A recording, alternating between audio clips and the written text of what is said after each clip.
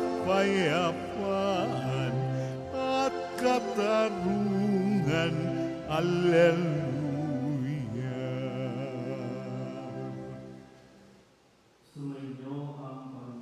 At sumayo rin. Ang mabuting balita ng Panginoon ayon kay San Marcos. Papuri sa iyo, Panginoon.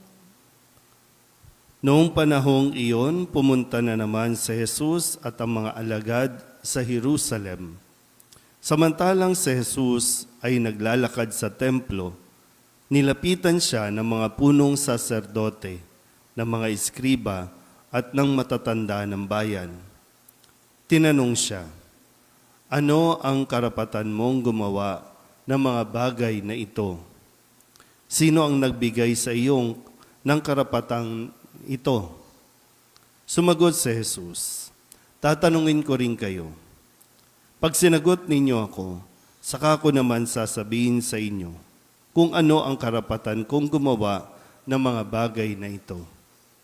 Kanino nagmula ang karapatan ni Juan upang magbinyag?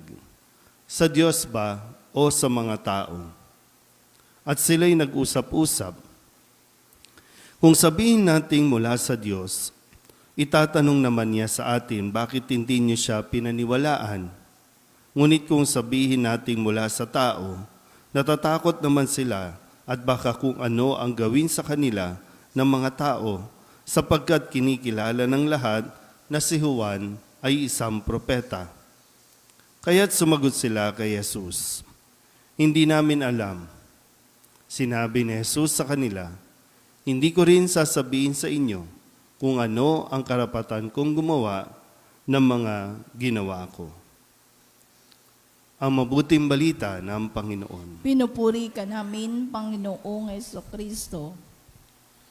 Isang magandang umaga po sa inyong lahat. Ngayon po ay Sabado ng ika-8 linggo sa karaniwang panahon, unang araw para sa buwan ng Hunyo. Tayo po ay nagsisimula muli ng ating paglalakbay, ng ating pong pakikibaka para sa panibagong buwan. Pero sa bawat bagong o pagpasok natin ng bagong buwan, nawa ay marami tayong natututunan o natutunan sa mga nagdaang mga araw. Hindi pwedeng parang umuusad ang panahon pero tayo ay napapag-iwanan. Umuusad ang panahon, tumatanda din tayo, nawa ay mas lumalawak din ang ating po mga kaisipan. Lumalawak ang ating mga pangunawa. At mangyayari lang yan kung tayo po ay magpapatuloy na matuto mula kay Kristo sa mga ipinapahayag ng mga salita sa bawat araw na ating pong pagdalo sa ating mga misa. Kaya't ating pong balikan ang mga mensahe ni Jesus para sa ating ngayong linggong ito. Nung Lunes, ang sabi ni Jesus doon sa isang mayaman na nagnanais na sumunod sa Kanya, na mabait naman po siya, mabuting tao, sumusunod sa mga utos ng Diyos. Pero may kulang pa para sa Kanya. Kung kaya, lumapit siya kay Jesus at tinanong niya kung paano magkaroon ng buhay na walang hanggan. Ang sabi ni Jesus, "Isang bagay pa ang kulang sa iyo. Humayo ka, ipagbili mo ang iyong ari-arian at ipamigay sa mga dukha, saka ka sumunod sa akin." Gaya ng nasabi ko kanina, tumatanda tayo, umuusad ang panahon, pero saan nga ba tayo papunta? Kasi mauunawaan natin na sa ating paglago, sa ating pagtanda, sa umpisa, sige, yung mag-a-accumulate tayo, pero darating ang araw na yung mga ina-accumulate natin ay unti-unti na rin dapat nating dinidispose. So, nandun na ba tayo sa puntong yon? Kasi lahat ng ito, kahit sabihin mo pang iyo yan, pinagpaguran mo, o kung ano man ang ginawa mo para makamtan mo yan, pero darating ang araw at sana dumating nga tayo doon na unti-unti aalisin na natin yan dahil nakikita natin na higit na mahalaga ang makasunod kay Kristo.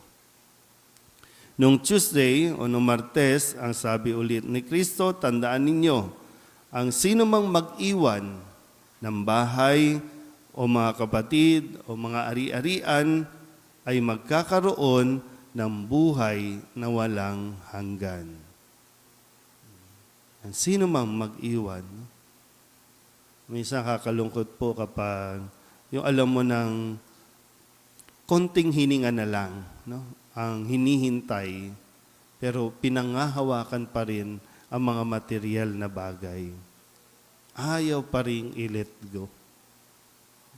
Pero tandaan natin yung pangako ni Jesus, ang sino mang mag-iwan ng mga bagay sa mundong ito alang-alang sa Kanya ay magkakaroon ng buhay na walang hanggan.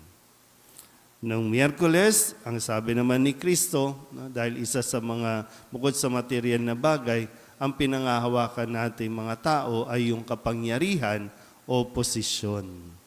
Kaya sabi ni Kristo, bilang aral niya sa kanyang mga alagad, ang sino mang ibig maging pinuno ay dapat maging alipin ng lahat. At nung Huwebes, may isang lalaki na bulag na sumisigaw at ipinagsisigawan ng kanyang pananalig kay Jesus na anak ni David. Mahabag siya sa kanya at tinanong siya ni Jesus, ano ang ibig mong gawin ko sa iyo? Ulitin ko po, no? Alam na ba natin talaga kung anong gusto natin mangyari sa buhay natin? Nagmamature ba tayo sa hinihingi natin sa Diyos? Ano ang ibig mong gawin ng Diyos sa iyo?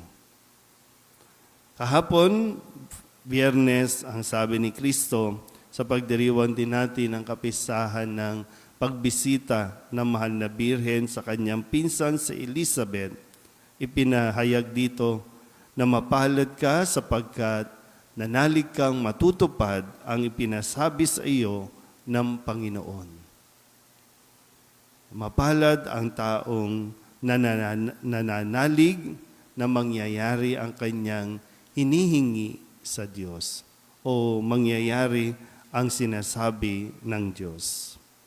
At ngayon, muli pinag-iingat tayo ni Jesus sa atin pong pakikipagdiskusyon, pakikipagdebate o pakikipagtalo pagdating sa atin pong paggawa o pagsunod sa ipinapagawa sa atin ng Diyos. Nang tanungin sa Jesus ng mga tao, hindi niya ito binigyan ng pagkakataon na siya ay mahulog sa kanilang trap.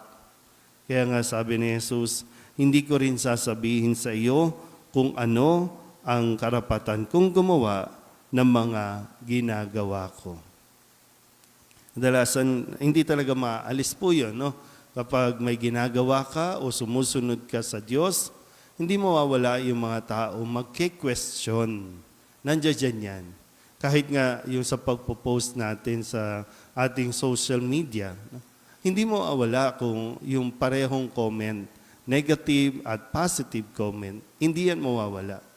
Pero dapat malinaw sa iyo kung ano ang motivation mo at bakit ka nagpo-post. Kasi kapag, di ba, minsan mapapansin niyo po, kapag nagpo-post ka sa social media, kapag may nagki-question at sinagot mo, hindi natatapos. At kung ano-anong mga usapan na ang papasok, no, mawala na tuloy yung pinakamensahe ng iyong pinost. Ganun din sa atin. Hindi mo kinakailangan makipagtalo, lalong-lalo na para sa mga taong sarado na ang isipan, na kahit anong sabihin mo, kahit anong paliwanag mo, hindi naman tatanggapin. So nawa, katulad ni Kristo, ituloy lang natin kung ano ang ginagawa natin. Pero ulitin ko po, no? Sana nandoon tayo sa ating kalawakan ng pangunawa para ituloy natin yung mabuting at tamang ginagawa natin ayon sa Diyos. Amen?